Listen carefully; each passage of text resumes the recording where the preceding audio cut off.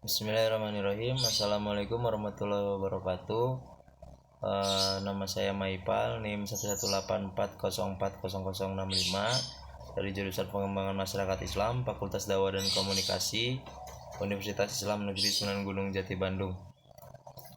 Saya di sini ingin menjelaskan jawaban saya mengenai ujian tengah semester mata kuliah riset aksi. Video ini adalah sebagai pelengkap tugas ujian tengah semester mata kuliah riset aksi. Yang pertama ialah pengertian riset aksi.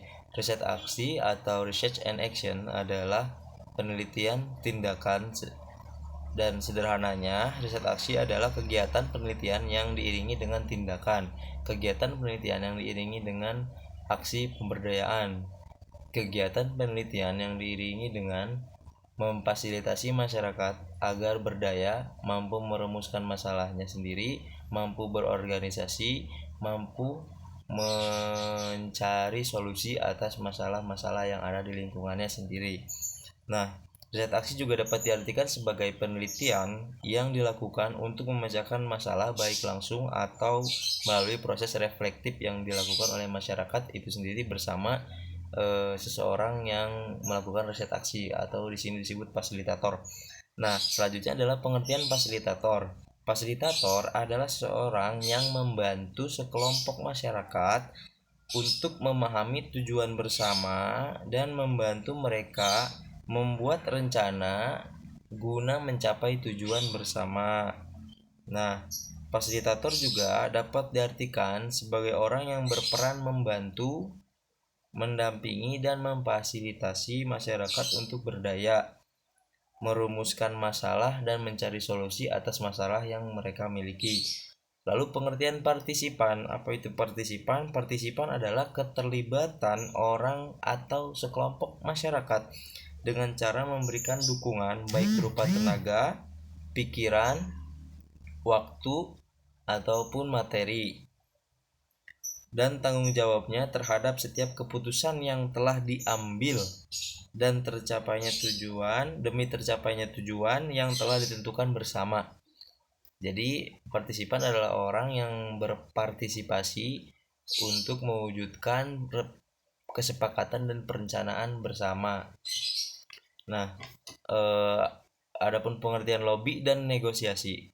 Lobby adalah pendekatan yang dilakukan agar terjadi kerjasama antara kita dengan sasaran lobby, baik masyarakat ataupun stakeholder yang ada di lingkungan masyarakat tersebut. Lalu, kegiatan melobi adalah suatu bentuk pendekatan yang tidak resmi atau informal, hanya pendekatan biasa yang dimaksudkan untuk mendapatkan kerjasama. Lalu sedangkan negosiasi adalah proses tawar-menawar antara kita dengan sasaran lobby untuk mencapai suatu kesepakatan. Nah, lalu itu tadi semua nomor 1, nomor 2 yaitu tentang kenapa riset aksi relasi belajarnya itu harus subjek.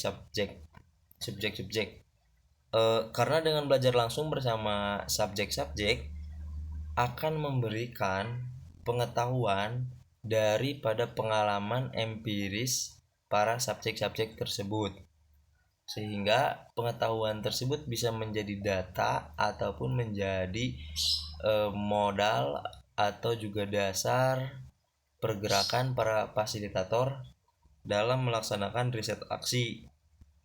Nah, selanjutnya tentang siklus riset aksi Sisdamas. Ini ada beberapa ya, ada Soswal RW, Repso, Peso Orgamas, Cantip Sipro, Pepro, dan Monep. Tahapan pertama ialah Soswal RW, sosialisasi awal. Nah, sosialisasi awal dilaksanakan pada pertemuan formal pertama oleh masyarakat sebagai hasil transit dan observasi peserta. Lalu sedangkan RW atau rembuk warga merupakan proses upaya mendorong masyarakat melakukan program pemberdayaan masyarakat bersama PLT atau KKN atau PKM. Nah, pada saat rembuk warga diharapkan masyarakat yang aktif menyampaikan pendapat. Fasilitator memiliki tanggung jawab untuk mendorong masyarakat mampu aktif partisipatif untuk mengikuti rembuk warga dan aktif menyampaikan pendapat. Lalu tahapan kedua ialah refleksi sosial atau refso. Masyarakat bercermin tentang kondisi dirinya dengan dialog baik berupa FGD atau focus group discussion atau dan yang lain sebagainya. Pada tahap ini juga mahasiswa berfungsi sebagai fasilitator. Nah, pada tahap ini juga harus ditentukan bahwa FGD ini dilakukan oleh kelompok-kelompok yang isinya adalah 11 orang secara partisipatif, demokratis, agar terwujudnya komunikasi yang intensif dan interaktif antara masyarakat di kelompok tersebut. Lalu kita harus dokumentasikan setiap proses yang dilakukan untuk bahan laporan. Refleksi sosial dapat dilakukan secara paralel dengan sosialisasi untuk menumbuhkan kesadaran kritis masyarakat terhadap masalah-masalah sosial khususnya dan juga masalah-masalah lainnya yang menyangkut lingkungan masyarakat tersebut. Lalu tahap ketiga ialah pemetaan sosial atau PESO. Nah, PESO adalah proses penggambaran masyarakat yang sistematis serta melibatkan pengumpulan data dan informasi mengenai masyarakat, termasuk di dalamnya adalah profil masyarakat, profil desa, dan lain sebagainya, dan masalah sosial yang ada pada masyarakat khususnya, dan masalah-masalah yang lain yang berkaitan dengan masyarakat. Lalu tahap keempat ialah organisasi masyarakat atau orgamas. Orgamas ini adalah pengorganisasian masyarakat yang dilakukan dengan langkah memilih organisasi yang relevan, lalu identifikasi tokoh kunci, lalu menggerakkan orgamas, lalu membangun komitmen pemberdayaan, menyusun rencana kerja tindak lanjut, dan lain sebagainya sampai pada mampu meraih tujuan bersama. Nah, contoh-contoh orgamas yaitu diantaranya Lembaga Pemberdayaan Masyarakat Desa atau LPDM. Lalu ada Majelis Ulama Indonesia atau MUI, Dewan Kemakmuran Masjid atau DKM, Karang Taruna, dan lain sebagainya.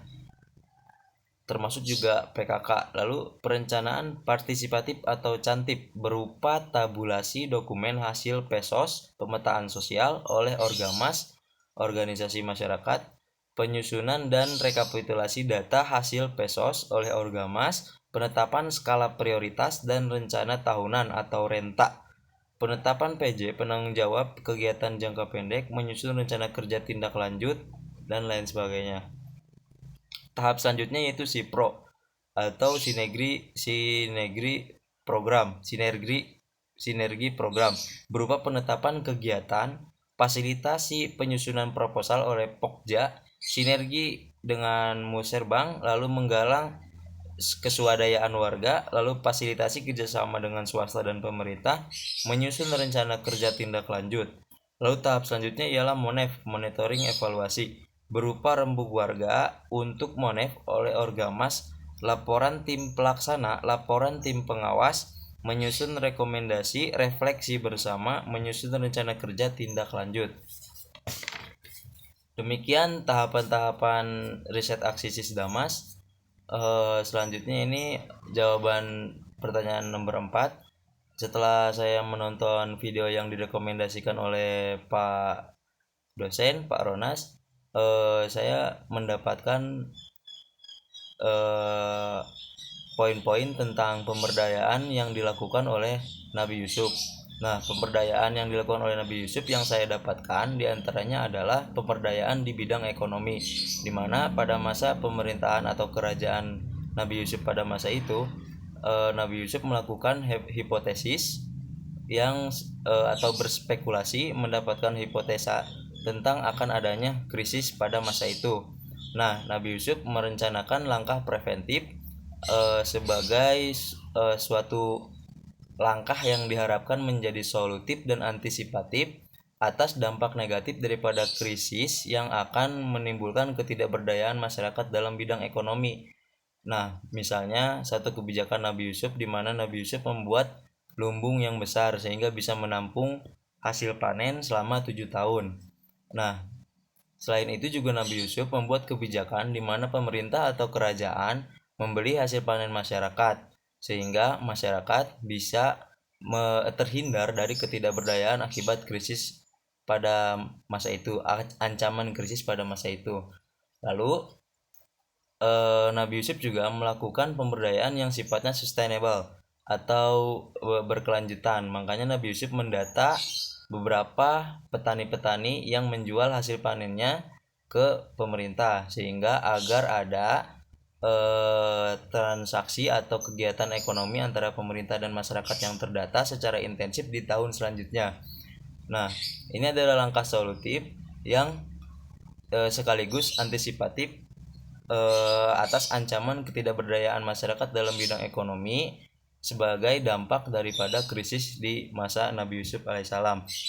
Lalu selanjutnya mengenai kebijakan yang lainnya, yaitu adalah kebijakan tax amnesty yang dikeluarkan oleh Nabi Yusuf, di mana Nabi Yusuf membuat kebijakan bahwa para masyarakat yang kaya yang terkena pajak dibolehkan membayar pajak lebih dulu, sehingga ketika mereka membayar pajak lebih dulu mereka akan mendapatkan tax amnesty, di mana seseorang yang membayar pajak untuk setahun maka dibebaskan pembayaran pajak 2 tahun ke depan.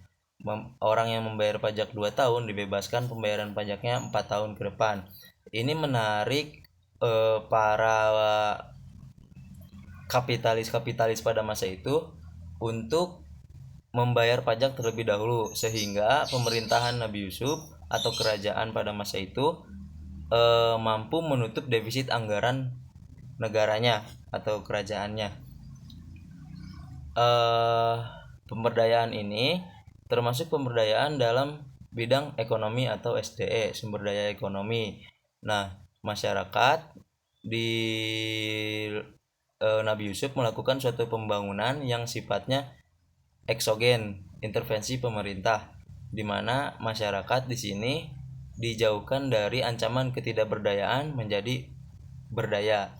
Adapun langkah-langkah yang dilakukan oleh Nabi Yusuf di antara lain ialah membuat hipotesa, kedua adalah planning, lalu organizing, lalu actuating atau action, lalu juga controlling, karena ada pendataan tadi kan, pendataan orang-orang kaya yang bayar zakat, lalu pendataan para petani agar ada pembangunan yang sifatnya sustainability development. Mungkin sekian. Terima kasih. Mohon maaf bila ada kekurangan. Wassalamualaikum warahmatullahi wabarakatuh.